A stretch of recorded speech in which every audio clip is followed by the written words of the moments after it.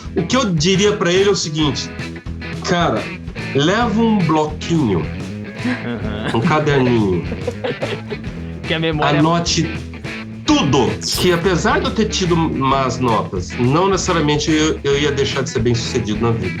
Criança era chamada de Joãozinho, não, senhor e senhora.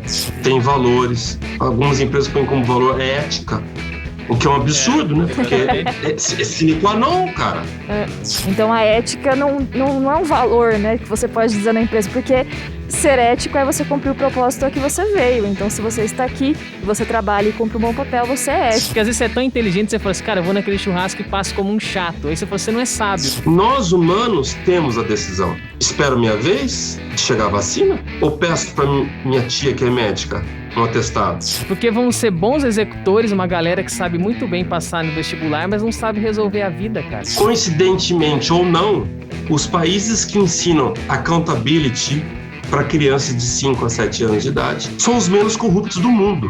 E se você corta na base, você destrói o ser humano que está por vir. A necessidade, a dificuldade são grandes professores. É uma palavra que só tem em inglês, Emerson e Fernanda, mas a virtude é universal. Ser dono do seu próprio destino, a accountability combate as desculpas tradicionais, né? Já deu meu horário, esse não é meu cliente, eu não sabia, não recebi o e-mail, não fui informado. Não é porque não é seu que você não pode cuidar melhor do que aquele que é dono.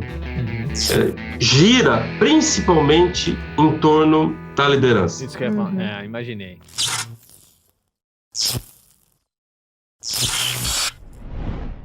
Olá, olá, olá, seja muito bem-vindo ao Quinto Dia Útil, esse espaço que a Carreira Miller abre para conversas inteligentes, para muita coisa que a gente traz aqui de diversas áreas.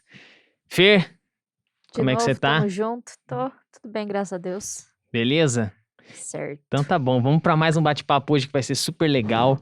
Ó, então recadinhos rápidos aqui para você que tá aí agora. Se você tá no YouTube, então no YouTube tem um botãozinho ali que é o inscrever. Se inscreve no nosso canal, dá um like nesse vídeo aqui. Quando você dá um like, você mostra que esse conteúdo é relevante e ele vai para muitas outras pessoas. A gente quer fazer disso, né? Toda semana tem um convidado super especial aqui. Hoje não é diferente. Vocês vão ver na bancada aqui. O cara é fera, meu. O cara é fera. Ensina muita gente por aí e vai dar uma aula pra gente aqui, não tenho dúvida, Sim. Tá? Inclusive, quem falou que o João deveria estar aqui foi o Eugênio Mussac, né? Ele participou com a gente do episódio... Não me lembro o número agora, porque a gente entrou numa cápsula do tempo aqui, mas ele disse assim, vocês têm que trazer o João pro Quinto Dia Útil. Então, e você vê que são conexões, né? Porque o Jorge, ele falou do Eugênio. Sim. E o Eugênio agora nos traz ao João aqui. Então você fala assim, quantas pessoas te separam de você conhecer um cara famoso? Não são muitas, hein? E a gente chegou, hein? Ó, então vamos lá. Adiantando, então, se você tá aí, não se esquece de inscrever nas nossas redes, vai ser muito 10. Se você tá nos ouvindo agora no streaming de áudio, Spotify, Deezer, por aí, tem follow aí também, você pode curtir os episódios. Temos uma audiência bem legal da galera que lava a louça e nos escuta, da galera que gosta de correr. Então, vamos te fazer companhia agora. Aperta o passo aí, meu amigo, que a conversa vai ficar boa, hein? Ó, não quero colocar o convidado dentro de uma caixa, não faço isso com ninguém. Não faria com o João também. Opa, adiantei o nome dele aqui, hein? Já tive Olha lá. Mas eu queria dizer que esse cara é um evangelista da accountability aqui no Brasil. Tem 2 livros aqui que nós vamos falar sobre eles e eu tenho a honra de trazer aqui o João Cordeiro para fazer um bate-papo com a gente. Seja muito bem-vindo, João. Obrigado, Fernanda. Obrigado, Emerson. Prazer estar aqui com vocês nesse podcast que está ficando cada vez mais conhecido, Quinto Dia Útil. É um prazer estar aqui com vocês. Que legal, que legal. João, eu tô só sem o retorno aqui. Rodrigo, você puxa o retorno para mim aqui? Eu não tô conseguindo ouvir. Mas eu ouvi lá no fundo. Vai ser um... Isso, acho que agora foi. João, tá aí? Vamos lá, deixa eu te ouvir. Tô aqui. Aí, claro. Agora sim. Pô, obrigado primeiramente por tua presença. Quando tivemos o privilégio de saber que você poderia bater um papo com a gente, falou, cara, que vai ser muito 10, né? A gente vai aprender muito.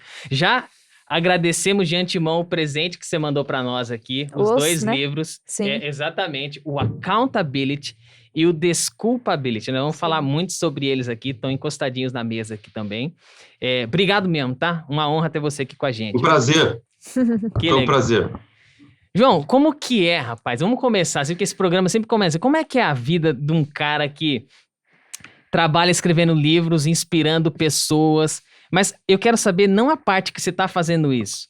Eu quero saber a parte que você desliga disso, que você curte outras coisas. Você é um cara que assiste Netflix. O que você gosta de fazer quando você não tá trabalhando? Bom, eu gosto de muitas coisas, mas eu só consigo fazer algumas, né? Porque para muitas a gente precisa de muito dinheiro, as coisas que eu gosto de fazer. Então, quando eu não estou estudando, escrevendo, ou trabalhando, o que eu gosto principalmente de fazer é de pedalar. Pedalar. Eu Fer também. tenho como hobby pedalar, minha especialidade é mountain bike, Uhum. e eu tenho o privilégio de ter minha esposa que pedala junto comigo, que é minha sócia, minha companheira há 30 e poucos anos. Ela não gosta que fala o tempo exato porque entrega a idade dela, mas é uma longa data e a gente pedala com um treinador, com um técnico, ela faz um treino diferente que o meu. Só sei que durante a semana a gente consegue pedalar assim em torno de 150, 170 quilômetros, Caraca. o que não é muito, considerando, comparado com outras modalidades de bicicleta, mas para uma mountain bike é interessante, dá para você se distrair. No final de semana a gente vai para o interior, vai para onde dá para pedalar, a gente procura, vai para a Estrada dos Romeiros, vai para a Serra do Japi. Nossa, Serra do Japi é puxado, hein? A gente vai... Hã? Lá na Serra Que do foi, Japi, Fernanda? Serra do Japi é puxado, hein? É divertido. É divertido. Aqui na região tem um esse basicamente é o principal hobby nosso quando a gente não está trabalhando. Legal. Que bom, cara. Isso é bom. Eu de bike, cara, nada. Fer, o João, o namorado, Nido, namorido. Enfim, vocês gostam também, né? Olha lá, ó, tá vendo? Complexo. Mas a gente tem um lugar aqui na região que chama Limoeiro. Eu nunca consegui chegar lá, porque é uma subida atrás da outra. Mas o caminho é bonito, rapaz. O caminho é muito bonito. Mato, muita estrada de terra. Nunca consegui chegar até lá, né? Eu acho que é uma mentira, assim, que o pessoal conta, sabe? Pra quem não consegue não se sentir bem ou mal. Tipo, ai, nossa, lá é muito legal. E aí você fica assim, meu, não consegui. E nem existe, não deve nem existir. Certeza.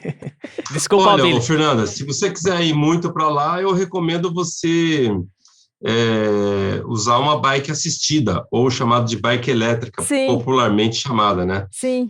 Existem algumas empresas que estão alugando que você pode ter essa experiência.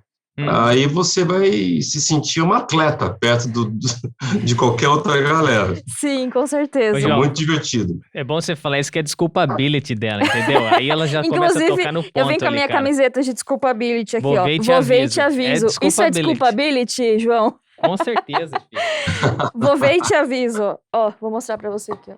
Aí, tá vendo? Legal. Vou ver e te aviso. Adorei essa frase. Adorei.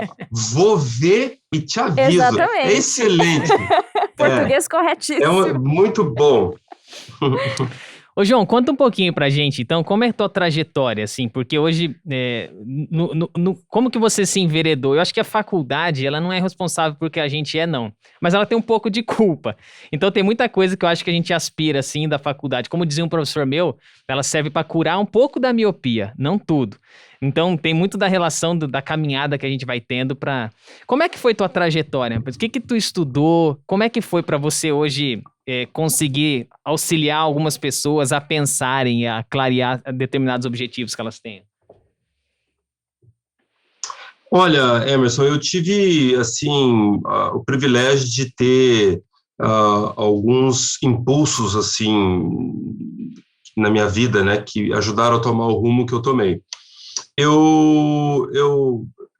Durante muitos anos, eu viajei mentalmente vendo as revistas da National Geographic. Eu fui entre os meus amigos, né, um dos primeiros a assinar. Eu tinha 16 anos, 17 anos, eu já assinava a revista National Geographic e achava o máximo, porque vinha pelo correio, um envelope amarelo, ela escrita assim, Dear Mr. João Cordeiro, quer dizer, né, eu só olhava aquilo e falei, nossa, eles estão achando que eu sou o cara. O que acontecia com essas revistas? Eu via lugares que eu gostaria de ir.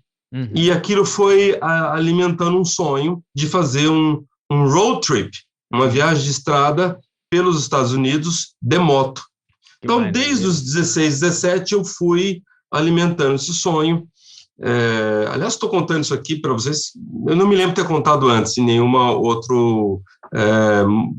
entrevista ou podcast. Que maneiro. E durante, na faculdade de psicologia, na época eu morava em Campinas, eu fui ser garçom de um restaurante de um parente nosso, que a gente tinha um restaurante francês, ele era um dos sócios, né, o Michel, e eu juntei dinheiro, meu sonho era viajar para os Estados Unidos para fazer isso. E no 4º ano da psicologia, eu falei, quer saber, eu não vou me esperar eu me formar de jeito nenhum, eu vou agora. Tranquei a faculdade, meus pais apoiaram, e eu fui para lá, comprei uma moto usada e fui de Los Angeles subindo pela costa leste, né, pela Highway 1, que é a estrada do Pacífico, que é a primeira estrada da esquerda para a direita, quando você olha o mapa, considerada uma das estradas mais belas dos Estados Unidos.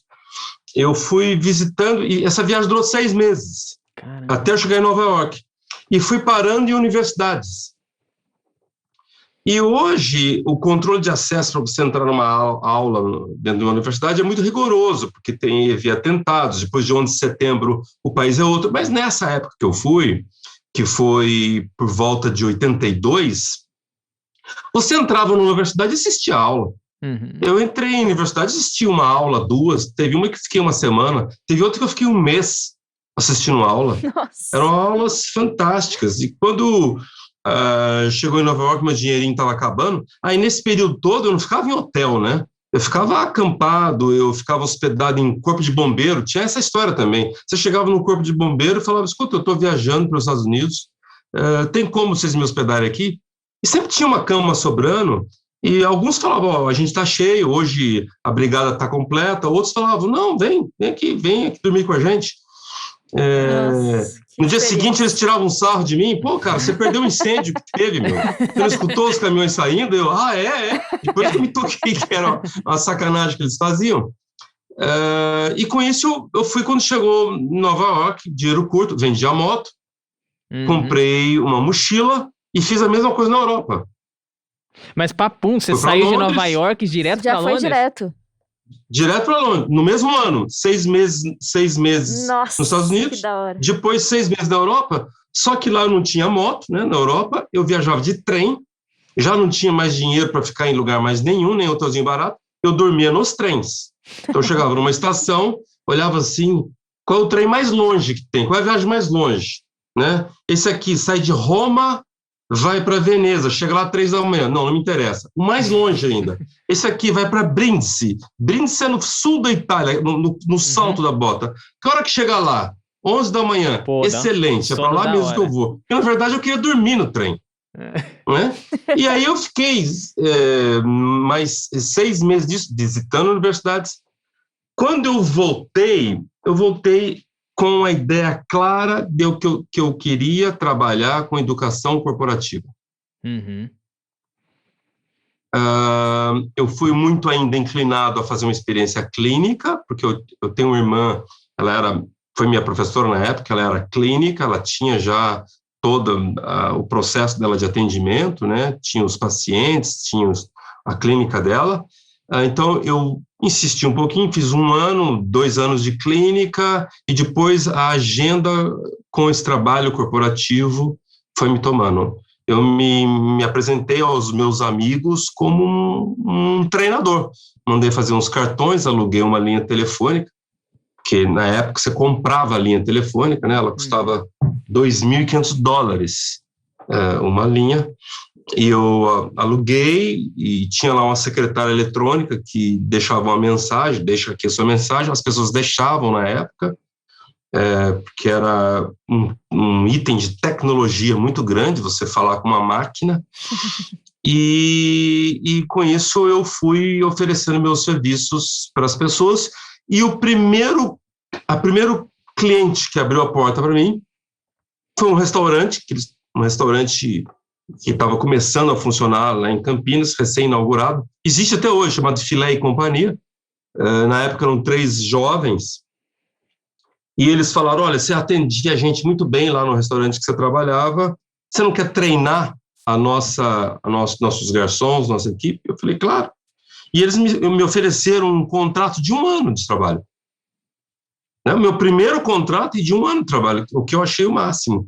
Só que, quando eu fui para assinar o contrato com eles, eu não me lembro mais o enésimo plano econômico que tinha acabado de lançar naqueles dias.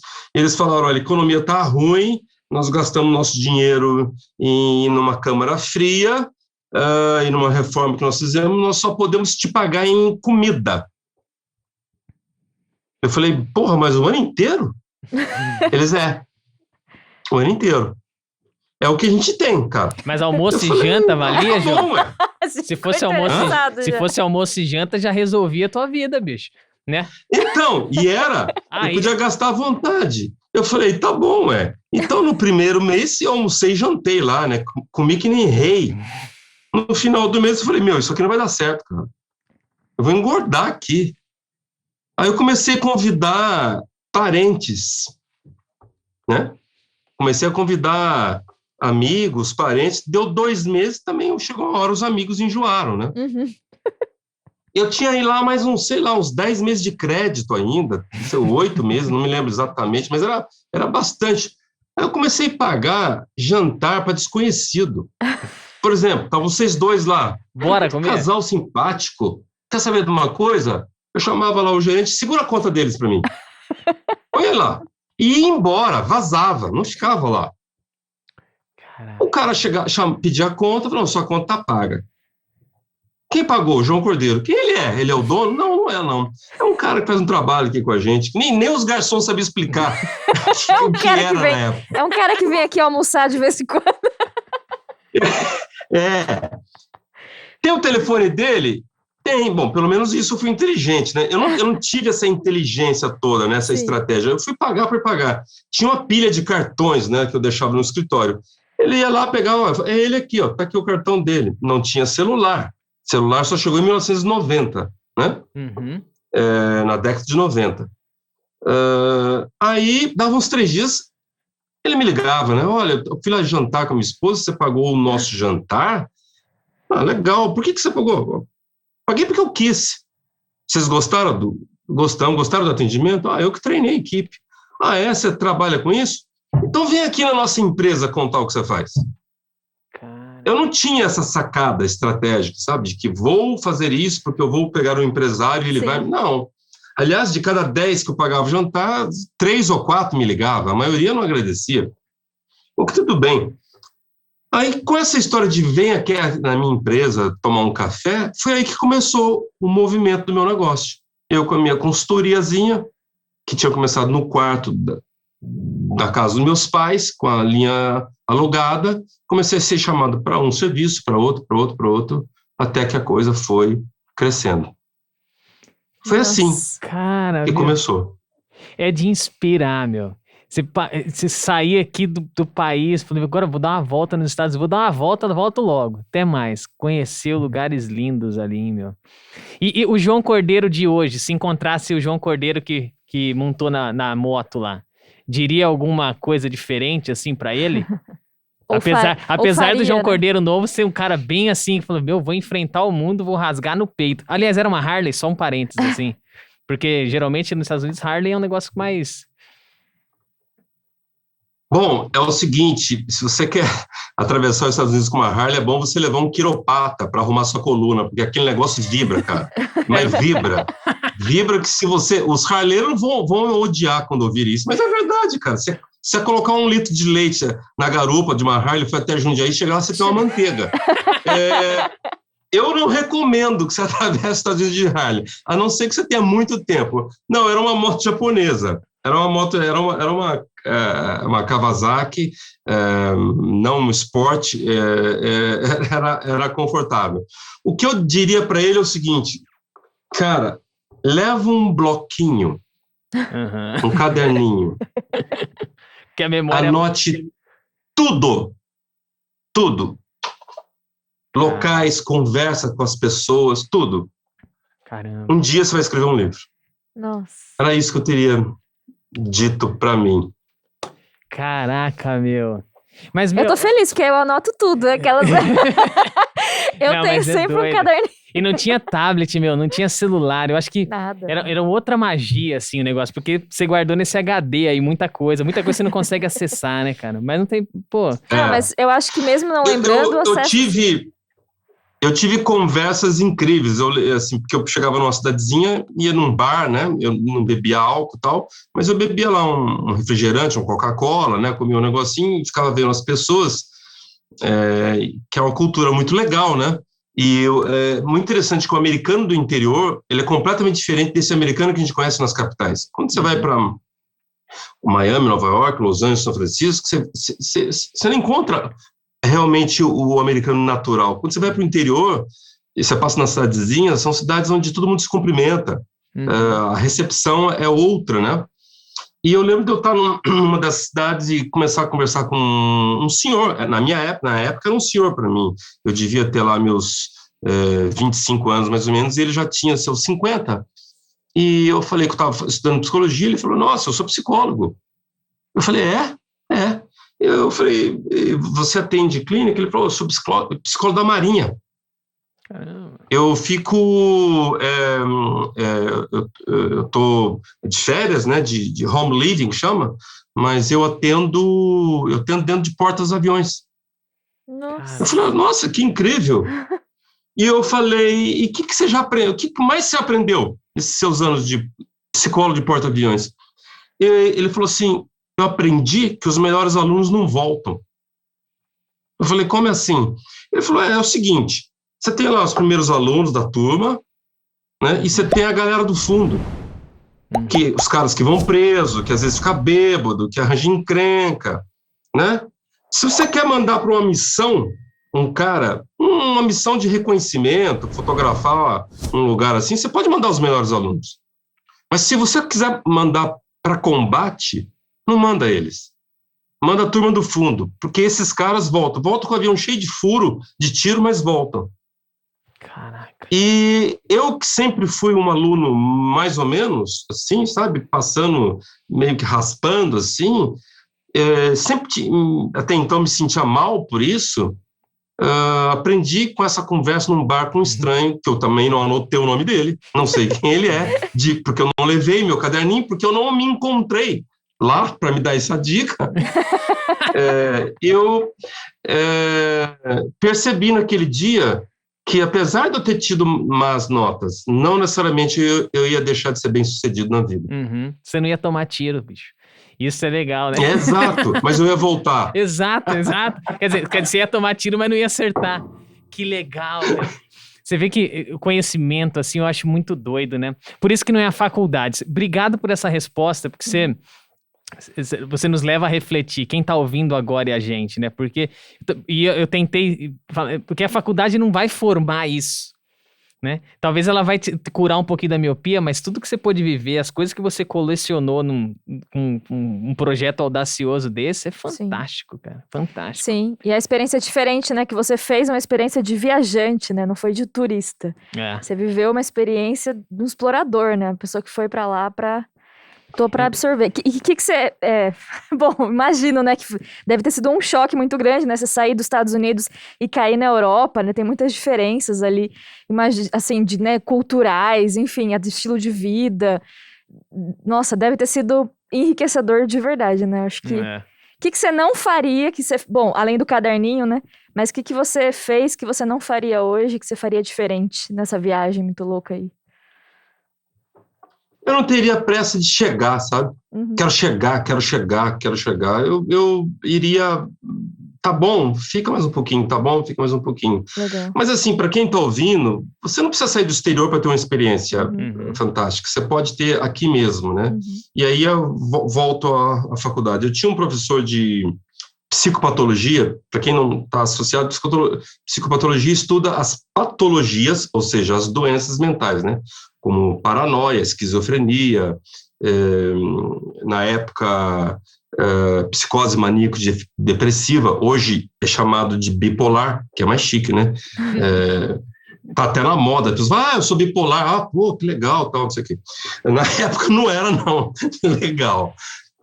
E Eu adorava essa matéria e tinha um professor chamado Dr. Sully Urbá, um gaúcho, um médico gaúcho. O cara é um psiquiatra de mão cheia, também já falecido. E eu falei, porque eu vou grudar nesse cara, meu. Eu vou colar nele. Eu falava, Dr. Sully, tem um estágio para o senhor me arranjar? Ele falou, não tenho, eu tenho minha clínica. Aí eu falei, mas deixa eu ir lá. Você vai fazer o quê? Não, eu vou lá, cara. Eu vou lá, quero ficar lá, assistindo, ouvindo, se eu puder. Ele falou, mas eu atendo, faço atendimento de psicanálise. Mas deixa eu ir. Aí ele falou, tá bom, vai. Vem. E eu fui. E eu fiz praticamente com essa minha ida um currículo paralelo. Porque eu atendia junto com ele alguns pacientes, ele fazia, entre outras coisas, por exemplo, perícia para o INSS. O que é isso? O cara chega no INSS e fala assim, é muito comum isso, né?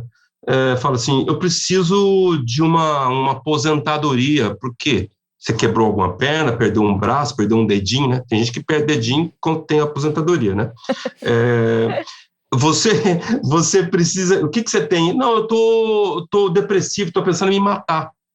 Então, como é que o INSS dá isso? Ele manda para um psiquiatra fazer um laudo. Né? Então, chegava muito casos desses. E o que o Dr. Sully mandava fazer? Ele falava, João, vai fazer o teste do ponto de ônibus. Eu falava, o que é isso? É assim, você vai ali na janela, fica olhando como é que esse cara volta para o ponto de ônibus. Porque aqui ele está saindo daquele jeito, tá vendo? Cabisbaixo, cara chorando. Vê como é que ele chega no ponto de ônibus. E eu olhava, o cara chegava lá, tinha 4, 5 pessoas no ponto de ônibus, cumprimentando todo mundo, dando risada, pegando uma pipoca, conversando com o pipoqueiro, sabe? Eu falei, eu falava assim, doutor, o cara tá ótimo. Então esse cara vai voltar a trabalhar, eu não vou dar para ele. Ou o cara fala assim, eu quero... Eu vou dar para ele o laudo, porra nenhuma. Ou o cara fala assim, eu quero me matar, mas aí o cara volta pro ponto de ônibus, atravessa a rua e olha pros lados, né? Tipo... Exato. E tinha cara realmente que estava mal. Tinha cara que falava, doutor, esse cara mal tá atravessando a rua. Então tá bom, eu vou chamar ele de novo, nós vamos fazer... Lógico que ele não levava a minha opinião como a última palavra, né? Eram várias consultas, mas aprendi muito com ele, aprendi muito diagnóstico, e aprendi como tem pessoas desequilibradas no mundo. Na época a gente não tinha pesquisas, hoje a gente tem, né? Hoje tem uma pesquisa da Associação Psiquiatra Americana que ela calcula que aproximadamente 1,5% da população deveria estar sob tratamento psiquiátrico. Caramba. Tradução, hospitalizado. 1,5%. O país tem 300 milhões de habitantes. Nós estamos falando de cerca de 4 milhões de pessoas desequilibradas andando. Aqui no Brasil, você faz as contas também. Nós estamos falando, então, em torno de 2 milhões e pouco. Portanto, antes de você bater boca no trânsito com alguém, pensa que a probabilidade é alta, hein? Que tal? Antes de você reclamar do seu vizinho, que está com um som alto, ou antes de você dar um esporro em alguém que está sem máscara, ou que o cachorro ele fez número 2 e o cara não recolheu, que tal pensar um pouquinho na forma de falar, na forma de abordar, porque pode ser um desses da estatística que escapou. Com certeza, cara. E tem maluco demais, a gente tem visto isso aí ultimamente, tem uns doidos aí apoiando certas coisas que eu acho incrível, mas enfim. E eu cheguei à conclusão que muitos moram em Brasília, inclusive. Cara, é impressionante, né, meu? Mas você começa a falar de um ponto, João, que eu começo... a questão de valores, assim, também, né? Olhar um pouquinho, né? Porque... até que ponto eu cobro isso? O quanto eu enxergo essa falta no Brasil hoje? E, quer dizer, eu sou responsável pelos meus atos, né? Eu tenho que ter os meus valores ali, responsabilizo por isso. Até que ponto eu tenho que me esforçar ou cobrar o dos outros? Eu não sei. Você escreveu um negócio que eu acho que foi a última postagem que eu vi sua, né? Que o Brasil precisa de virtudes morais, né? Uma coisa é fato, assim. Como é que você vê um caminho para isso, João? Vamos tratar. Bom, primeiro, Emerson, vamos só recapitular um pouquinho, o que são as virtudes morais, né? Aham. E aí eu tenho que citar Aristóteles, porque toda essa sequência de palavras que eu vou falar daqui a pouco não são minhas. Pertence a Aristóteles, né? O conceito que gira em torno de virtudes morais. Só lembrando, Aristóteles, aos 16 anos, entrou numa escola chamada Academia de Atenas. Essa escola foi fundada pelo Platão, que teve como seu mestre e tutor Sócrates, né? Então, Sócrates, que ensinou Platão, que ensinou Aristóteles. E lá Aristóteles pôde estudar uma série de matérias diferentes, especialmente ética, onde ele começou a analisar pessoas que eram bem-sucedidas na vida, desvio ético, etc. E ele concluiu que uma pessoa, para ser bem-sucedida na vida, a pessoa não tinha que ser forte, como acreditavam os gregos de Espartacus, também não tinha que nascer gênio, como os próprios colegas dele de Atenas, e nem nascer rica, mas uma pessoa, para bem-sucedida, ela tinha que ter virtudes morais. Certo? Conceito de Aristóteles. E o segundo conceito que é importante, que, por causa disso, Aristóteles arranjou um conflito com a aristocracia da época, né, com os ricos da Grécia, de Atenas, que era o seguinte: quando ele afirmou que o ser humano não nasce virtuoso. Ou seja, o ser humano não nasce com virtudes. Que era contrária à ideia, os né? pais têm que ensinar para as crianças. E se elas quiserem, elas aprendem. Quais são essas virtudes? São as básicas, né? Como colaboração, compaixão, complacência, diversidade. Diversidade é uma virtude nova. Na época, Aristóteles não falava sobre isso, tá? A gente que atualizou. Equilíbrio, esperança, franqueza, generosidade, gentileza, gratidão, honestidade, honra, humor, integridade, interesse genuíno, lealdade, paciência, persistência, prudência e respeito. Mas olha que legal, Fernanda e Emerson. Aristóteles falava que, apesar dessas virtudes serem muito importantes, elas deviam ser vivenciadas e praticadas em equilíbrio. Em extremos, elas se tornavam perigosas ao indivíduo. Por exemplo, humor, né? Aristóteles acreditava o seguinte: no extremo, sem humor, a pessoa fica sem graça, sem, assim, espírito de vida, uma pessoa chata. Mas e o extremo? E se ela for muito humorada, extremamente bem-humorada? Ela corre o risco de se tornar inconveniente.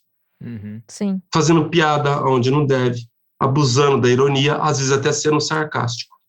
A ideia de que... Faz sentido isso para vocês? Sim, total. O oposto. Equilíbrio. Sim. A coragem, por exemplo. No extremo, o indivíduo que não é corajoso, ele se acovarda diante dos desafios da vida. Ser mãe é um desafio na vida. Ser pai é um desafio na vida. Sair fora de casa é outro desafio da vida. São desafios que a vida... A perda de um parente, perda de um amigo é um desafio na vida. Se o indivíduo tiver ausência de coragem, ele se acovarda. E se ele for muito corajoso, qual o problema? Ele fica imprudente. Ele abusa. É aquela galera que vai fazer selfie num penhasco e despenca. Aliás, se você der um Google hoje, você vai achar cerca de 270 a 200 casos no mundo que uma pessoa morreu tirando foto. E do lado de um urso, do lado da jaula de um leão, sabe? Sim. E coisas assim do tipo, que ele abusa. Então, a questão do por que é importante virtudes morais para o Brasil? Porque isso, em algum momento, lá atrás, era ensinado em casa. Em casa. Os pais, uma criança tinha em casa de 3 a 4 tutores. Tinha o pai, a mãe, e se duvidava, tinha avô e avó. A criança era chamada de Joãozinho. Não, senhor e senhora. Vem aqui, toma a bênção antes de dormir, fala por favor, agradece, olha no olho. Toda essa educação, conforme os pais foram trabalhando mais, ela foi transferida inconscientemente e conscientemente para as escolas.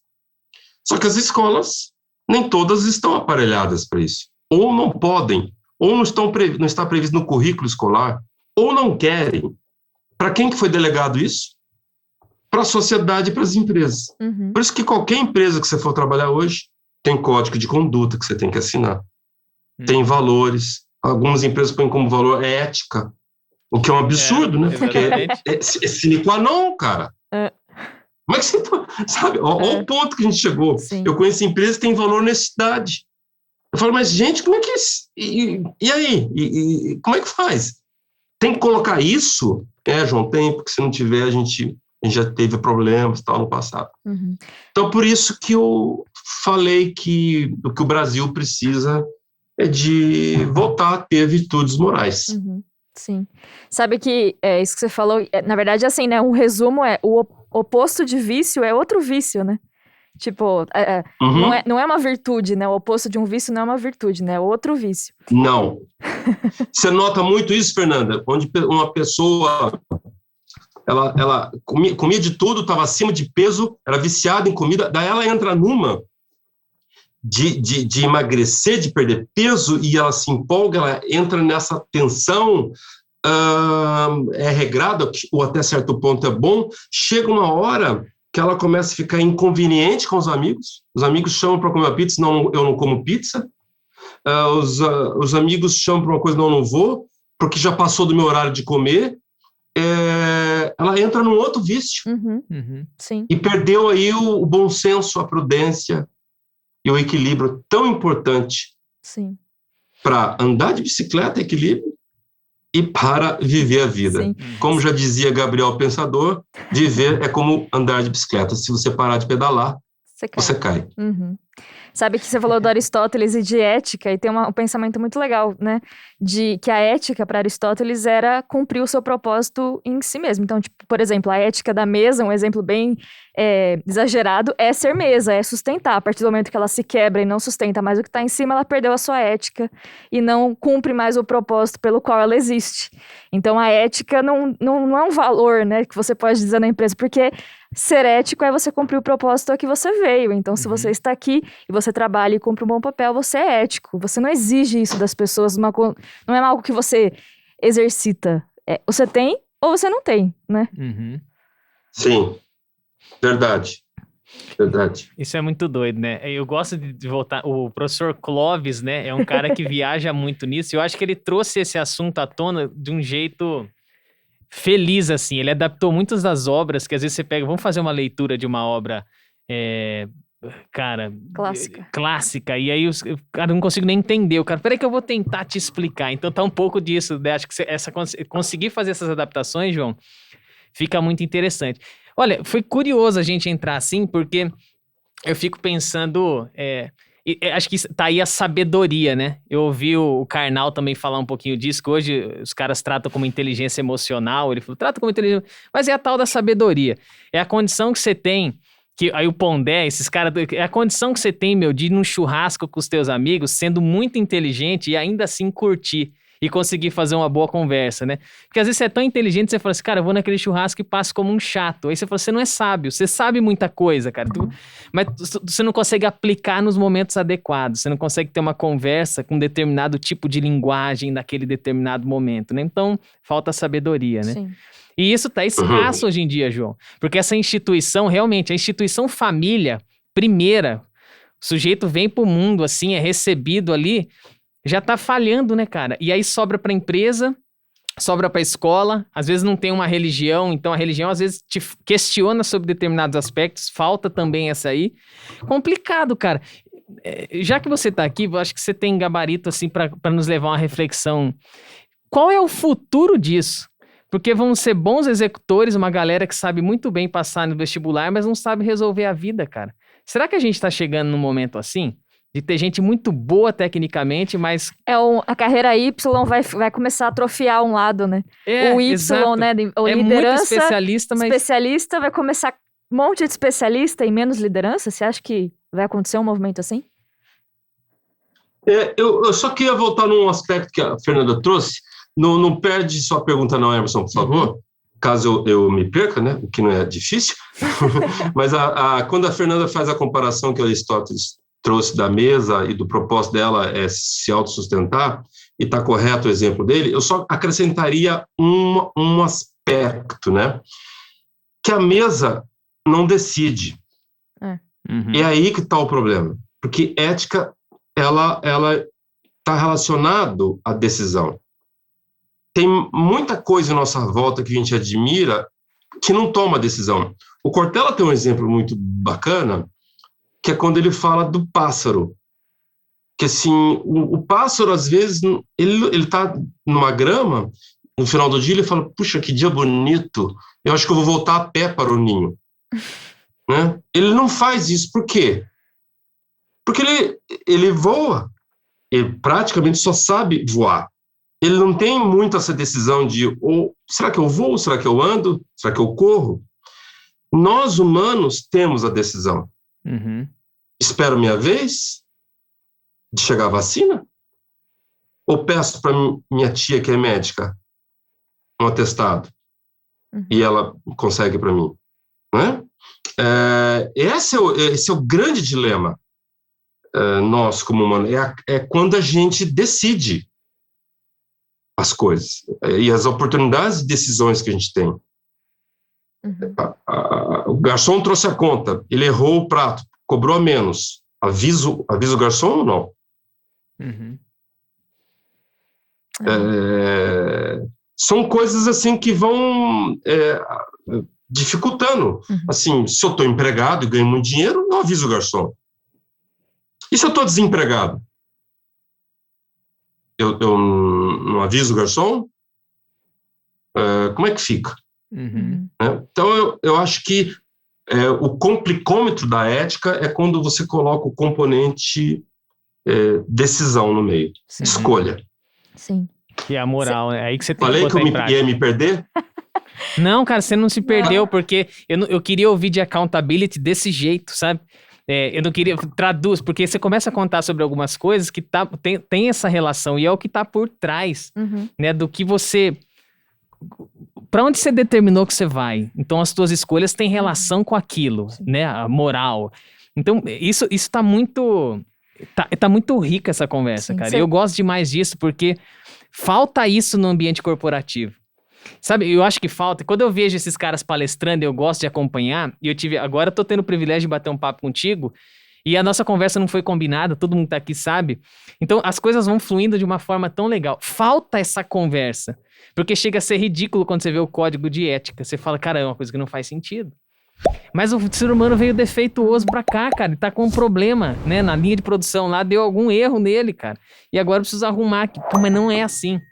Você sabe que... Não, deu erro.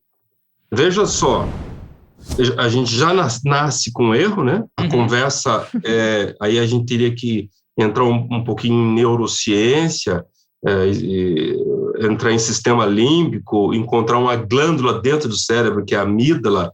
Eu insisto que é dentro do cérebro, porque às vezes quando eu estou falando isso numa palestra, é muito comum um participante levantar a mão e falar, mas peraí, eu tirei quando eu tinha 12 anos de idade. Eu falo, não, essa você não tirou, cara. O que tiraram de mim, né? A preocupação da pessoa. Para a gente entender assim, que a gente nasce com um programa, um software, que é um mecanismo de defesa. De defesa e de ataque. Tudo que é diferente, a gente ou recua ou ataca, ou foge ou ataca. É o que os neurologistas americanos chamam de ou flight or fight. Ou vaza ou ataca. Então, vem uma pessoa de uma cor diferente, ou eu me afasto, ou eu reprogramo a minha mente para conviver, ou eu ataco. E esse ataque pode ser uma piada, uma brincadeira. Um gênero diferente, um cabelo diferente, uma religião diferente, uma vozinha diferente. Tudo é motivo para eu ou atacar, ou me afastar, ou através de um trabalho intenso de modelo mental, compreender o outro, né? Mas instintivamente vai ser ou ataque ou foge. Então, já começou daí Aí chega em casa, nem todos os pais hoje têm condição de educar. Os pais hoje querem brincar com uma criança. Não querem educar uma criança, dá trabalho pra cacete educar. Vou citar aqui um caso de um colégio. Eu tenho um amigo meu que a família dele é proprietária de um colégio particular muito tradicional de Fortaleza, e aconteceu há 1 ano e meio atrás de um aluno que perdeu um iPhone, né? E, obviamente, outro aluno achou o iPhone. Então, o aluno foi até a diretoria, deu queixa, o aluno que achou o celular foi chamado, e o aluno que achou o celular falou, não, eu não vou devolver, não. Então, estou falando de jovens de 15 a 16 anos. Então, a diretora falou, vou chamar seus pais. Ele, ok, pode chamar meus pais. Chamaram, os pais foram prontamente, se não me engano, no dia seguinte ou 2 dias depois. Os pais eram um casal de médicos muito tradicional da cidade, e a diretora contou a história, tá vendo? O fulaninho perdeu o celular, seu filho achou, por gentileza, você pode pedir para ele devolver? E os pais viraram para a diretora e falaram, meu filho não vai devolver nada, porque ele não roubou, achado não é roubado, quem perdeu é relaxado.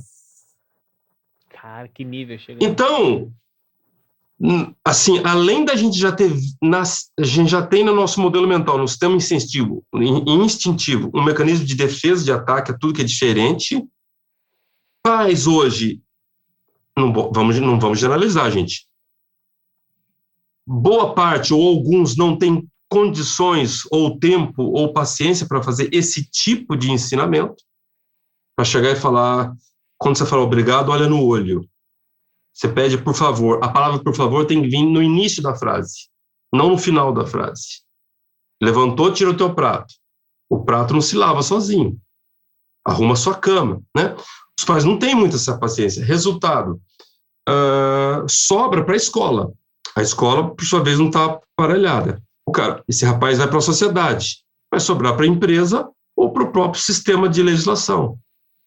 Por isso que, coincidentemente ou não, os países que ensinam accountability para crianças de 5 a 7 anos de idade, e a gente identificou que tem cerca de 7 países no mundo, aproximadamente, que ensinam ou com essa palavra, ou sem necessariamente usar essa palavra, mas com as atividades de accountability. Esses países, coincidentemente ou não, são os menos corruptos do mundo. Eu estou me referindo a Noruega, Finlândia, Suécia, Dinamarca, Nova Zelândia, Austrália, um pouco Coreia do Sul, um pouco Japão e um pouco Canadá. E a gente teve a oportunidade de entrevistar pessoas que moraram nesses países, residentes, e alguns a gente foi visitar. A gente foi visitar escolas na Finlândia. A gente esteve na Escandinávia 4 vezes. E a gente troca informações com quem mora lá. Eu tenho amigos finlandeses até hoje, assim como tem pessoas que nos dão informação no Japão. Tem uma japonesa chamada Yoko Kobayashi, é uma diretora de um laboratório farmacêutico. Ela treina accountability lá. E ela veio conhecer accountability através dos nossos livros aqui, quando ela morou no Brasil. Então, a gente troca essas informações e a gente sabe o que é ensinado nas escolas. E a diferença é absurda. E o que a gente fez no nosso país com as escolas foi criminoso. E eu não tenho como provar. É apenas uma tese minha. Eu não acho que foi por acaso que foi feito. Eu acho que foi intencional. Porque o Brasil perdeu toda a vocação industrial que esse país tinha. E alguém se beneficiou com isso. Hoje nós somos a 11ª, 12ª economia do mundo, dependendo do dólar, mas em termos de produtividade nós somos o 51º país do mundo. Era para a gente estar pelo menos entre os 20 mais produtivos do mundo. Você imagina se a gente fosse, o que aconteceria com esse país? Quanta gente que a gente ia incomodar? Então eu sou sou, como eu poderia dizer, eu concordo com a tese de que o Brasil, assim como ele tem medo do mundo, o mundo tem medo do Brasil. Essa frase é título de um livro lançado a questão de uns 30 dias, Roberto Teixeira da Costa. E Marcos Azambuja, tu vi aqui agora. Acho que os dois tem alguma, não sei se é O Brasil tem medo do mundo e o mundo tem medo do Brasil? É uma pergunta que ele faz, uma provocação. Eu não sei, eu só sei o seguinte, que acabaram com o nosso sistema de ensino.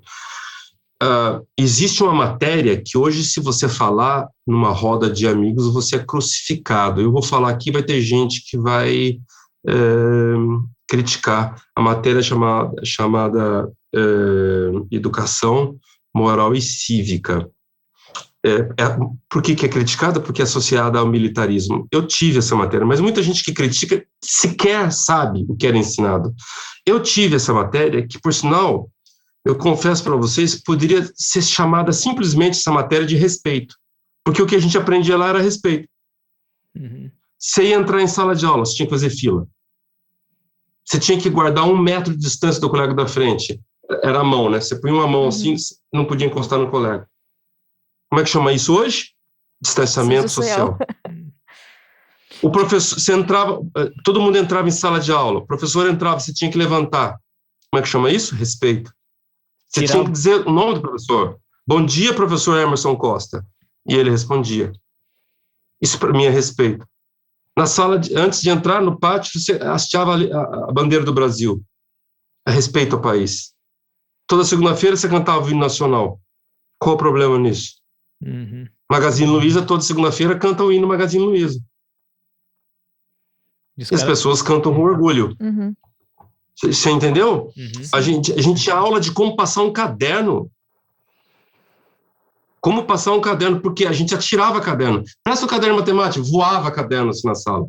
Não é assim que passa o caderno. Como é que passa uma tesoura? Uhum. Você não interromper as pessoas, você erguer a mão antes de falar. Antes de você falar discordo, você fala, gente, eu tenho uma ideia diferente. Era aula de respeito, chamava Educação Moral e Cívica. Uhum. Essa matéria foi retirada. Eu não sei por que foi retirada. Eu só sei o seguinte, hoje você vai no supermercado, você tem que pedir para uma pessoa se afastar. Se não fosse a pandemia, tinha gente grudada na tua nuca. Sim. Numa fila de supermercado. Cara, você está me encoxando, meu. Em público. Sim. Sabe? E acho que tem um lance... Tem até uma história curiosa. A última, depois não interrompo mais, Fernanda. História curiosa de uma fila de supermercado. Parece que foi fato isso, tá, gente? Tinha umas pessoas num carrinho e uma criança que começou a brincar, pegando coisas de um carrinho e colocando no outro. Uma criança de uns 7 anos de idade, ela pegava suas compras, punha no outro, do outro tirava e punha no outro, até que um senhor lá reclamou. E a mãe virou para ele e falou assim, eu não vou fazer nada porque meu filho foi educado para ser livre, para ser feliz, sem essa prisão que a gente vive na sociedade, e eu não vou fazer nada para atrapalhar. Aí o senhor ficou quieto, saiu, voltou com uma garrafa de água, abriu a garrafa de água, quando o moleque passou, ele espirrou a garrafa no moleque. A mulher falou assim, o senhor tá louco? Ele falou, não, eu também fui educado a ser livre, a fazer o que me vem na cabeça e a me divertir. Pronto. Então, assim, de alguma forma, eu não sei se é educação moral e cívica ou não, mas faltou uma matéria chamada respeito. Uhum. Você tem razão, sabe? Você falou de Aristóteles e Platão, o Rafael Sanzio fez uma obra que chama Escola de Atenas, né? Então, o Platão que educou Aristóteles, os caras pensavam diferente, né? O Aristóteles apontava para baixo, o Platão apontava para cima, o Platão com pensamento idealista, metafísico, Aristóteles terreno. Os caras, entende? O meu mentor, e era outro ponto que eu queria chegar, eles pensavam diferente. Primeiro tem o respeito. Conte-me sobre o que você pensa. O Byung-Chul Han, é o sul-coreano, filósofo, tá fazendo sucesso pra caramba, ele fala muito sobre isso. Esse sistema de defesa, João, que você disse, ele tá tão exacerbado, tá tão ao limite, que é o seguinte, você fala assim, o que tu pensa sobre tal coisa? Ah, o cara pensa Bala de diferente. borracha. Bala de borracha, cancela o cara, não quero mais saber. Então... Isso, manda bala de borracha nele. Exato. Onde Sensacional. Aliás, um dos melhores do Porta dos Fundos. Exatamente. Então, você fala assim, onde é que nós vamos chegar? Castraram o nosso povo. É quase que é isso, né? E se você corta na base, você destrói o ser humano que tá por vir. E arrebenta com a nossa... E não é um negócio só aqui, né, João? Assim, eu vejo, óbvio, aqui a gente vive muito, mas... Você pega o povo americano tá numa linha assim também, dividida, eu não quero saber o que você pensa. O algoritmo é assim. A gente fala muito, o algoritmo ele chega pra te falar, que filme você gosta? É isso aqui. Então mais do que você gosta. Aliás, se você pensa diferente de mim, eu já te odeio. Exatamente. Isso. Acho que eu chamo de mensageiros da discórdia. Toda essa liderança que semeou isso. Eu não vou dizer nomes aqui, senão essa conversa nossa vai virar partidária. Eu nem vou falar politizada, porque toda conversa, todo diálogo, por tese, é politizado. Sim. Mas se eu mencionar nomes, vira partidária. Mas são mensageiros da discórdia, que são aqueles que não propagam a união, a colaboração, o pensamento que nós somos todos um. Sim. Esse lance que você falou de cantar o hino e tal, isso ensina um valor muito importante. Eu lembro na escola, quando eu era pequenininha, assim, na primeira série, eu lembro que a gente ia pra quadra e cantava o hino. Era um momento, assim, pra mim, muito especial, porque eu me sentia pertencente, sabe? Eu me sentia parte daquilo. Com e todo certeza, mundo... seu olhinho puxado, né, cara? Cantava todo mundo junto, e eu olhava, meus coleguinhas cantando junto, eu falava assim, cara, a gente é todo mundo... um só, sabe? Eu pertenço a esse país é meu, é nosso e tal. Isso ensina um valor pra criança que não adianta depois você querer ensinar isso com livros. Esse sentimento, ele tem que ser plantado a sementinha, né? Tanto que daí mais pra frente aparecem instituições, não vou especificar muito, que às vezes se apoderam de símbolos nacionais pra defender um ideal e aqui as pessoas permitem, porque elas não se sentem parte daquilo. Então alguém tomou aquilo como dono daquilo e as pessoas abaixam a cabeça e aceitam que aquilo é um símbolo de uma coisa só e não de todos, né? Mas o Pondé escreveu num livro dele chamado Filosofia para Todos, acho que é isso que chama, que ele falou assim, tem coisas que tem coisas que uma casa com 4 pessoas e um banheiro ensinam para uma criança que nenhuma teoria científica, nenhuma faculdade, nenhum livro vai ensinar. Que é você respeitar a ordem, quem chegou primeiro, respeitar que você tem alguém lá fora esperando para você sair, respeitar que é um banheiro só para todo mundo, você tem que manter organizado. Então, aí é muito engraçado isso, né? Uma casa, um banheiro e 4 pessoas morando juntos ensina uma lição para as pessoas que depois é difícil de inculcar, né? É fantástico isso aí. E ensina mesmo.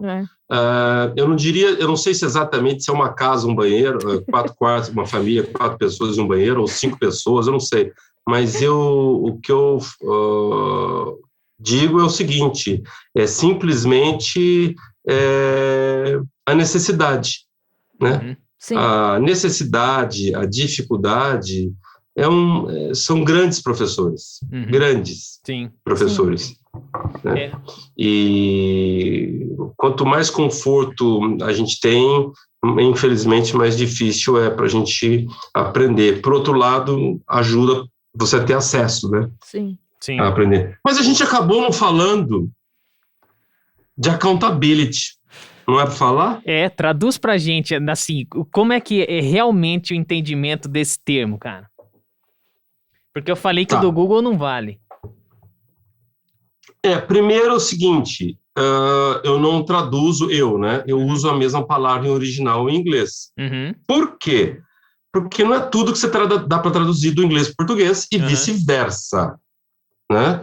A gente não traduziu milkshake, Verdade. não traduziu hambúrguer, ketchup, A saudade. drive-thru, né?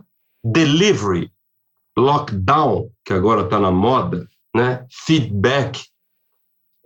A gente simplesmente incorporou no vocabulário. E deu um jeitinho Eles não diferente de traduziram falar. açaí, eles falam acai, né? Samba é samba, e vice-versa.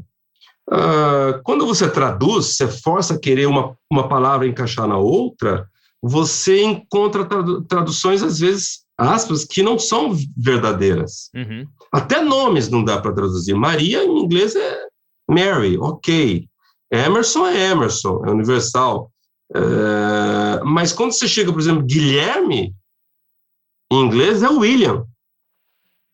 Teve um cara que tentou me convencer, não, João, Guilherme em inglês é Guilherme. Eu falei, só se for lá em Ribeirão Preto, que eu acho que é Guilherme. Nos Estados Unidos não é, cara. Tiago em inglês não é Tiago, é James. Então, nem nomes dá para você traduzir. Accountability, mesma coisa. A frase mais completa que a gente encontrou é pensar, agir como dono moral e entregar resultados. Ou seja, você assumir seu papel de protagonista na vida, na sua casa, na sociedade, no trânsito, na política, no país, como todo, na empresa. É você procurar, dentro da circunstância, fazer o seu melhor. E aí é onde entra a ética, o processo decisório, né?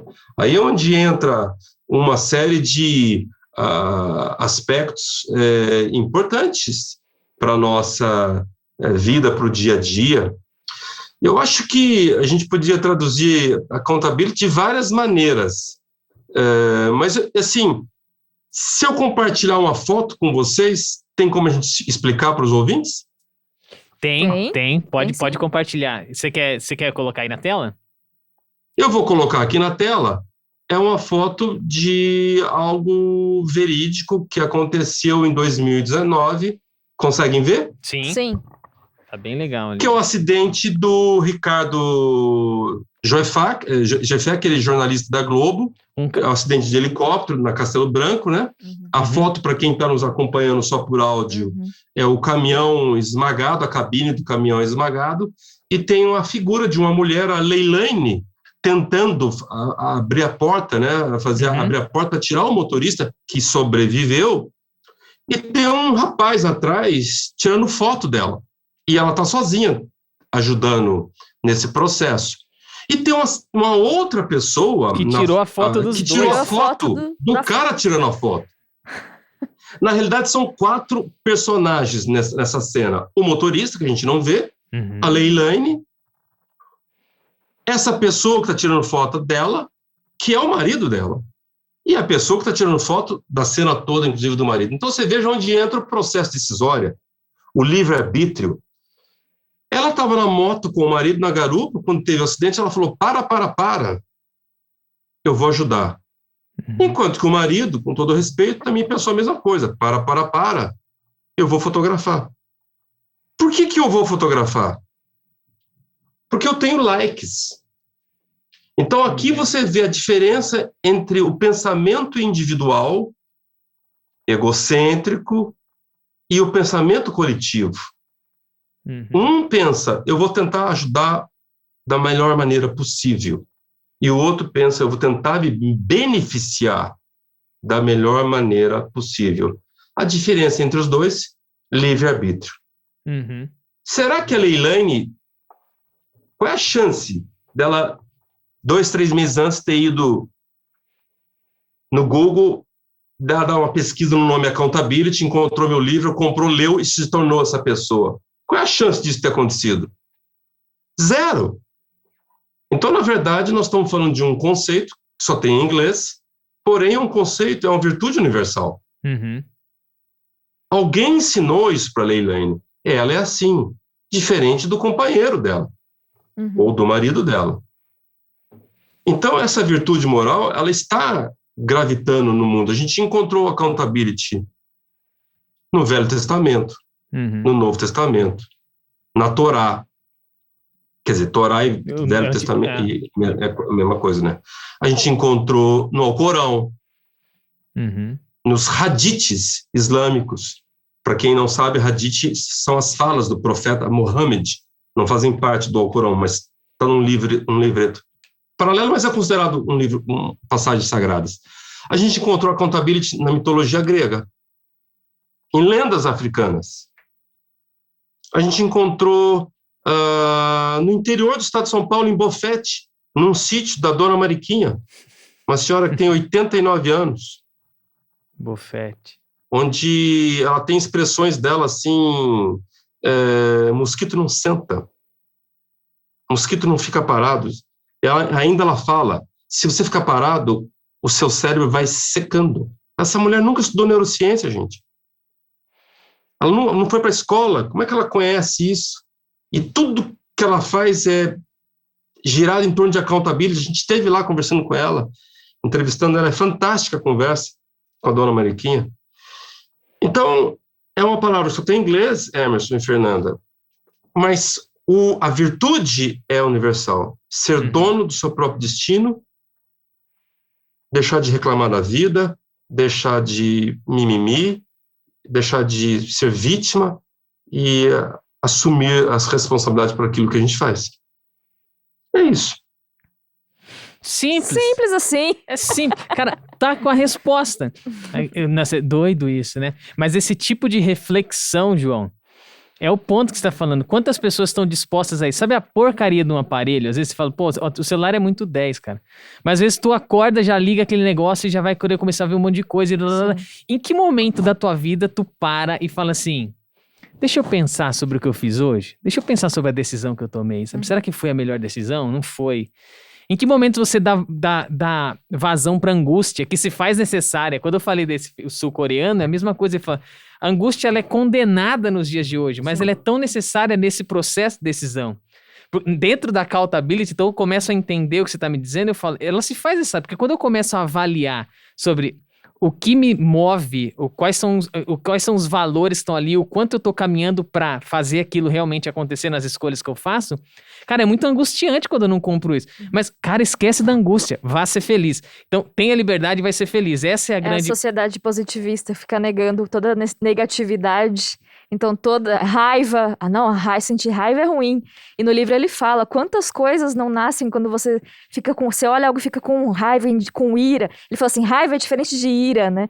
Tipo, Jesus, quando ele entra no templo lá e vira a mesa e fala, ele está irado. E aí, a partir daquilo, ele ensina algo, ele mostra, estou irado por causa disso.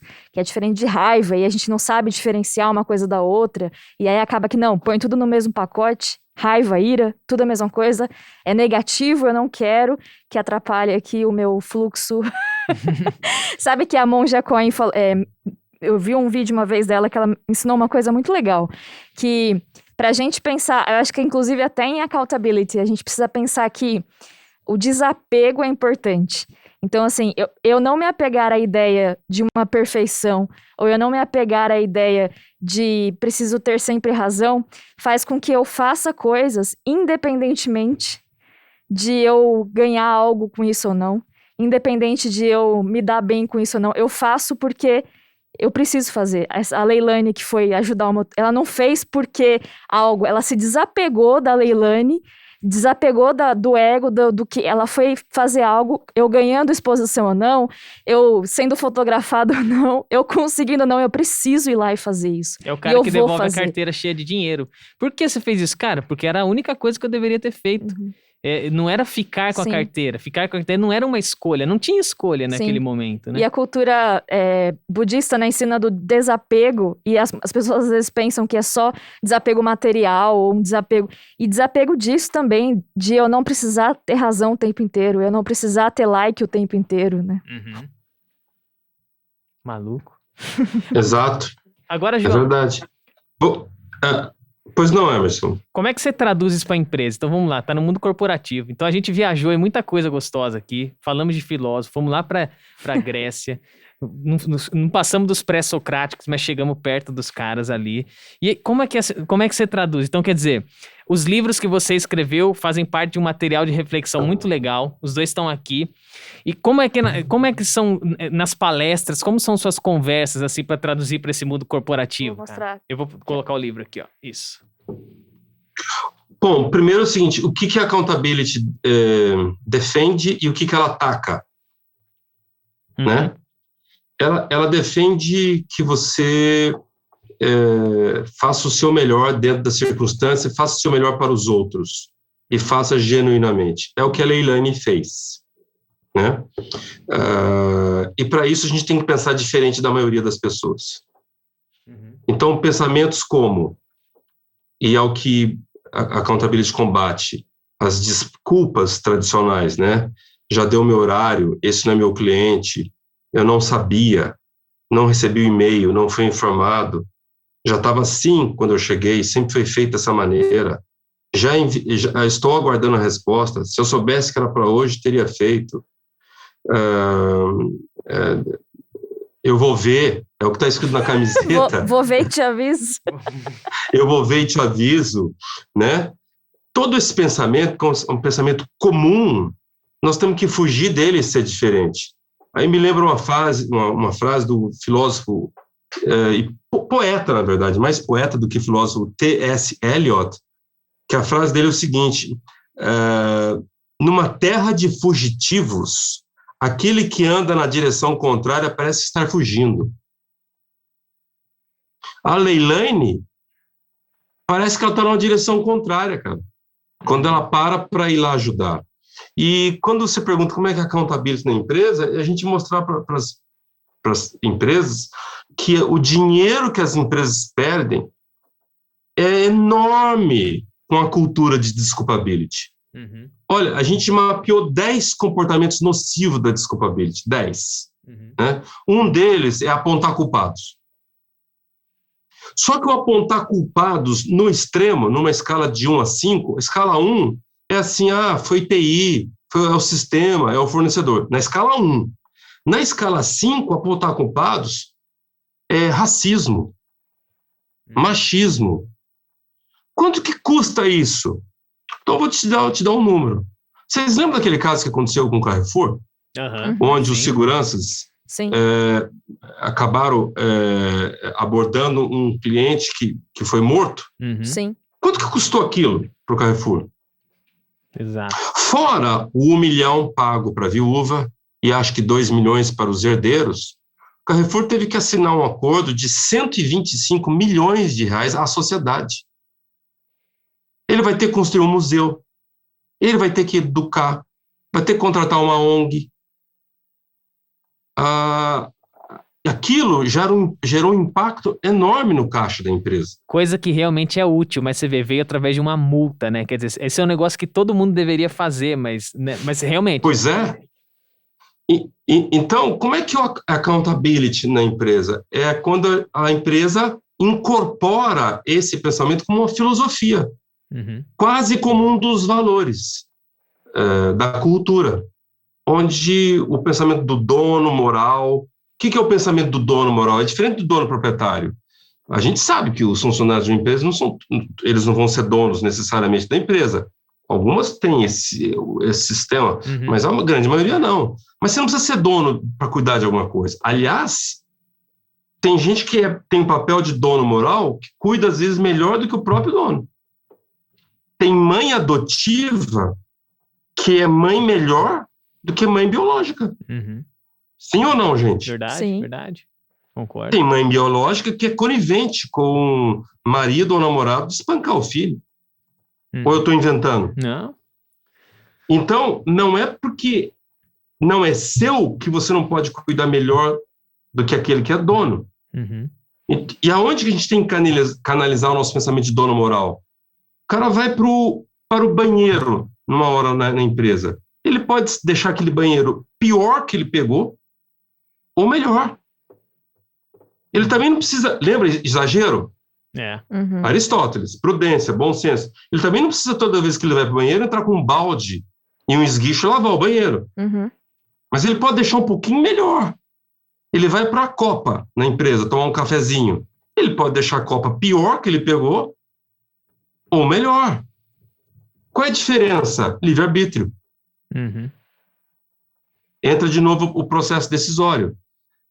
Esse cliente, eu posso tratar como se ele fosse meu, como se fosse o último cliente da empresa, o mais importante da empresa. Uhum. Ou posso tratar como mais um. Qual é a diferença? Livre-arbítrio. Como é que a gente faz para interferir no livre-arbítrio das pessoas? Não é com uma informação na razão, no racional, mas sim como um valor moral, uma virtude moral. Uhum. Aquela que vai ser blindada. Não importa as circunstâncias, o indivíduo vai decidir o melhor. Uhum. E eu vi que é um trabalho, eu vou pensar isso um trabalho contínuo, certo? Porque vamos parar para pensar. Se você bater um papo com a empresa numa palestra, cara, óbvio, você vai despejar. Tem gente que já está preparada, como a filósofa Lucelena, por exemplo, quando conversou com a gente, tá pronta para essa gravidez de sentido. Quase que você vai fecundar ali o cara. Olha que doido, né? A gente chegou nesse ponto, chega até a ser engraçado, mas é isso, a gravidez de sentido. Sim. Mas tem muita gente, você vai ter que preparar muito esse terreno até essa fecundação, né? Então você passa tempos com empresas, eu vi que você atende algumas empresas, eu imagino que esse trabalho, ele é contínuo, né, João? Não dá para você bater um papo assim e falar, tá resolvido o problema, né? Ou dá? Bom, vai caso a caso. Tem empresas, Emerson, que tem uma estrutura muito profissional do RH, da liderança, e que você joga ali um caminho e eles andam por conta própria. Uhum. E eu volto depois, 1 ano, 2 anos depois, e eu vejo assim, o que eles fizeram. Né? Uhum. Agora tem empresas que você está lá 6 meses e a coisa não avança. Gira principalmente em torno da liderança. Isso que eu ia falar. Imaginei. Às vezes, uma empresa cujos controladores são coniventes com o resultado que algumas lideranças trazem, por exemplo, uma liderança comercial que bate meta, vende. Às vezes, os controladores ficam refém dessa performance. Então, eles se sentem acuados para confrontar uma boa entrega, um bom resultado. E, com isso, eles acabam sendo tolerantes a uma série de senões que vêm junto. Uhum. Lembra que aonde entra a tolerância, você diminui a franqueza. Uhum. E vice-versa. Onde você aumenta a franqueza, você diminui a tolerância. Sim. Então, tem empresas que a gente tem essa dificuldade. Uhum. E eu acho que o processo de chegar até o João Cordeiro, então, assim... Porque imagino que, às vezes, a pessoa que da onde que vem, na maior parte dos casos, assim, esse contato que fazem com você, assim? Quem que percebe isso e consegue dar voz a uma ação como essa dentro da empresa, assim? Como é que tem sido esse movimento? Porque imagina, é alguém que está levantando uma bola ali, às vezes de uma questão cultural muito forte, muito marcante, que envolve muitas pessoas, né, mano? Como é que é essa situação de quando o João vem para fazer um mentoring ou algum trabalho de cultura, que são algumas das soluções que você oferece, né, na sua empresa, assim? Como é que é esse processo de você aconselhar? Tem que vir, o CEO tem que comprar ideia, tem que começar nele. Como é que é? A gente sempre tenta envolver o CEO. Uhum. Alguns estão disponíveis, genuinamente interessados. Outros não estão nem aí, contrato porque accountability talvez tenha ficado na moda em alguns setores da indústria, mas alguns realmente querem fazer uma transformação genuína. Uhum. Teve um caso muito interessante que eu fui chamado por um CEO de uma grande empresa e eu perguntei para ele, como é que você chegou até nós? E ele falou, foi através da minha secretária. Ela, na hora do almoço, estava andando na Paulista, passou numa livraria, na época que tinha livraria, né? Hoje já infelizmente nem todas mais estão firmes, a gente espera que volte, isso. E ela encontrou um livro seu, Desculpability, leu, gostou. Uma semana depois eu assumi a empresa e fui entrevistar todo mundo. Entrevistei todos os diretores e, por último, eu entrevistei ela. Eu perguntei para ela o que ela achava que eu, como CEO da empresa, deveria fazer. E ela falou, eu acho que o senhor tem que ler esse livro aqui. Que o problema dessa empresa não é cliente, não é fornecedor, não é caixa, o problema são as desculpas e horas intermináveis de reuniões que a gente fica um culpando o outro. E através disso ele me chamou e a gente fez um projeto muito grande lá dentro. Uau, que legal. Então, a gente é chamado, às vezes, pelo RH, às vezes pela área de vendas, às vezes pelos mais variados motivos, causas diferentes, mas o que importa é a gente encontrar uma legitimidade e parceria para fazer um trabalho. E com isso a gente visitou empresas do Brasil inteiro, do sul ao nordeste. A gente tem muito orgulho de ter clientes que são fazenda. A gente tem um dos maiores produtores de uva do Brasil, que é em Petrolina. Caramba. E ele ali incorporou accountability praticamente no DNA dele. Fez muito eco com ele. A gente tem clientes que são multinacionais, distribuidores de energia elétrica, laboratórios farmacêuticos. É uma riqueza muito grande. E o mais importante, a gente aprende com todos. Com todos. Imagino. Cada encontro desse é um motivo para conhecer mais, né? Sabe que a ideia principal dessa conversa era a gente responder uma grande questão, né? Que era por que as pessoas deixam as empresas. Eu acho que a gente não trouxe a resposta óbvia, mas isso eu acho que é muito positivo, porque tem coisas que a gente... O sentido da palavra encucar, a gente não usa muito, que é uma palavra curiosa, né? Mas é exatamente isso, é o processo de você de entrar na cabeça mesmo, você vai encucar. Então, às vezes, a resposta não óbvia faz com que a gente provoque aí esse movimento de encucar as soluções. Mas a gente falou um pouquinho de mentoring, de falta de sentimento de dono, de cultura, e tudo isso, quando a gente conversou pela primeira vez, né, João? A gente falou que esses eram os 3 pilares aí pelos quais as pessoas deixam as empresas ou ficam insatisfeitas com o ambiente de trabalho, não só da visão e da liderança, mas também de quem está mergulhado aí. E a cultura come a estratégia de café da manhã, né? Tem essa frase aí, infelizmente, é isso que acontece, né? Então, quem sente isso na pele são esses 3 maiores motivos, né, João? Para deixar as empresas. Dá tempo de eu fazer um outro comentário, Fernanda? Com certeza. O tempo é seu, o tempo é seu. Primeiro, mentoring, né? Tem gente que fala, pô, o dia que eu tiver dinheiro eu vou contratar um bom mentoring e tal. Primeiro é o seguinte, você não precisa ter. Você pode encontrar pessoas que você admira profissionalmente, ou amigos, parentes, gente do trabalho, o chefe do chefe, um vizinho, e perguntar para ele ou para ela, cara, você se importa em conversar comigo um pouco? Eu gostaria de aprender um pouco mais sobre a sua carreira. Existe uma expressão em inglês antiga do faroeste americano, que é follow the horse, né, que é siga o cavalo. Quer dizer o que isso? O cowboy ia para o bar, né, ele morava numa fazenda, num sítio, ele ia para o bar, enchia a cara, ele não sabia voltar.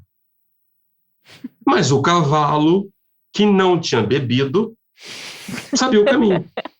Então era só montar no cavalo e dar um tapinha que ele ia. Na vida, é quase a mesma coisa, gente. A gente tem que encontrar cavalos para seguir. Sabe? Você encontra uma pessoa bem-sucedida, que você tem acesso, fala, cara, eu preciso conversar um pouquinho com você. Um pouco com você. Agora, é importante a gente saber que tem cavalo que envelhece, que fica cego, que fica doente, que se perde. Então você tem que saber a hora de você abandonar o cavalo. O cara começou a falar besteira. Começou a ter desvio de conduta. Cai fora, vai em outro. Você não precisa seguir uma pessoa forever. Segue enquanto ele for útil a você. E você tem que saber o teu momento disso. Então, essa é a observação que eu faria aí de mentoring, né? E em relação a empresa, eu acho que, seja lá qual for a circunstância, a gente sempre pode fazer o nosso trabalho um pouquinho melhor, se for a nossa decisão, né? E talvez para isso a gente tenha que ser diferente da manada, né? É a frase do T.S. Eliot. Eu tenho que ir contra. Parece que eu estou fugindo daqueles que estão realmente fugindo. Encontrar essas pessoas, cara, é um privilégio. Né? Você trabalhar com alguém que você tem que empurrar, meu amigo, é difícil, mas quando você tem que só segurar, porque o cara vai, pô, é muito bom, né? Porque você não gasta energia, cara. Olha, fantástica essa conversa aqui. Eu quero dizer, João, que tivemos um pouquinho mais de 1 hora contigo, num papo super gostoso, privilégio pra gente. Sim. Porque, pô, botou a gente pra chacoalhar sobre certas coisas aqui, não tenho dúvida. E você que tá nos acompanhando agora, só ouvindo, correndo, você parou de correr? Eu garanto que teve hora que você parou de correr. Entendeu? Você tá lavando a louça, você começou a esfregar o prato, tua mulher chegou, ela tá feliz. Porque ela falou assim, pô, mandou bem, esse prato tá brilhando. Porque o cara ficou 40 minutos esfregando o prato, pensando enquanto você fala. Fantástico, João. Eu quero te agradecer muito e pedir pra você dar a última mensagem, a última palavra pra todos que estão nos ouvindo, o recado final. Fale o que quiser. Ah, legal. A última, na verdade, eu vou tentar recitar uma poesia. Pode ser? Nossa, Claro. que privilégio, claro. Vamos lá. A poesia, para vocês terem essa noção que accountability é um conceito universal, que você vai encontrar em várias dimensões do ser humano, inclusive em séries do Netflix, em filmes de Hollywood, documentários, na música, como essa do Gabriel Pensador, Viver a como andar de bicicleta, se parar você cai, né? Mas principalmente na poesia. E a poesia que eu trago para vocês é de Fernando Pessoa, um poeta que foi educado no idioma inglês. Ele, aos 6 anos de idade, 7 anos de idade, mudou com a mãe para a África do Sul, então ele foi praticamente alfabetizado no inglês. E entre várias poesias dele, que falam sobre accountability como virtude, eu separei essa aqui para vocês. Vamos lá. Ela fala mais ou menos assim: posso ter defeitos, viver ansioso e ficar irritado algumas vezes, mas não esqueço de que minha vida é a maior empresa do mundo e posso evitar que ela vá à falência. Ser feliz é reconhecer que vale a pena viver apesar de todos os desafios, incompreensões e períodos de crise. Como essa que a gente está passando agora, né, por exemplo. Ser feliz é deixar de ser vítima dos problemas e se tornar um autor da sua própria história. É atravessar desertos fora de si, ser capaz de encontrar um oásis no recôndito da sua alma. É agradecer a Deus a cada manhã pelo milagre da vida. Ser feliz é não ter medo dos seus próprios sentimentos e saber falar de si mesmo. E ter coragem para ouvir um não. Isso é bom, inclusive, para o pessoal de vendas, viu, gente? E ter coragem para ouvir um não. É ter segurança para receber uma crítica, mesmo que injusta. Pedras no caminho? Guardo todas. Um dia eu vou construir um castelo. Nossa. Uau. Muito bom. Uau. Muito obrigado. Que a reflexão, poxa, Melhor que essa, não? colocou aquela cereja e falou assim, tá aqui, ó.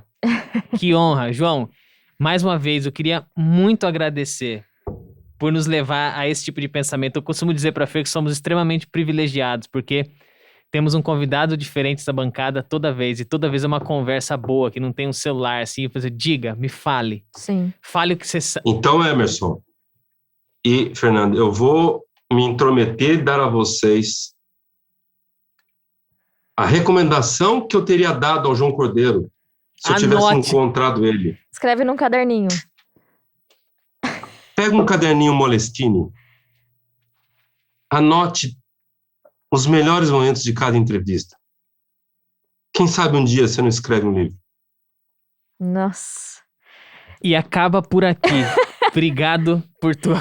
Peraí, só vou falar um último recado. Se você quiser saber mais do João Cordeiro, do trabalho que ele faz com cultura, com accountability, desculpability também, como ele resolve essas questões de vou ver e te aviso aí na sua empresa, Entra lá, digita no Google João Cordeiro. O site dele é www.joaocordeiro.com.br e lá tem todas as informações que você vai precisar para entrar em contato com esse ser humano maravilhoso que a gente encontrou graças ao Jorge, que recomendou o Eugênio, que recomendou o João Cordeiro, e assim a gente vai expandindo nosso repertório e o nosso Com certeza. círculo de amigos. O caderno é a melhor coisa, João, sabe? Porque eu ia dizer, eu fiquei pensando, cara, mas essa conversa é gravada, mas não interessa, sabe? Porque Não é o o mesmo. negócio é anotar no É. papel. Quando você escreve, o seu cérebro trabalha de Sim. um jeito, aí você na área de psicologia vai ensinar, eu não sei, quando eu escrevo a parada é diferente. Sim. Você tem razão, cara.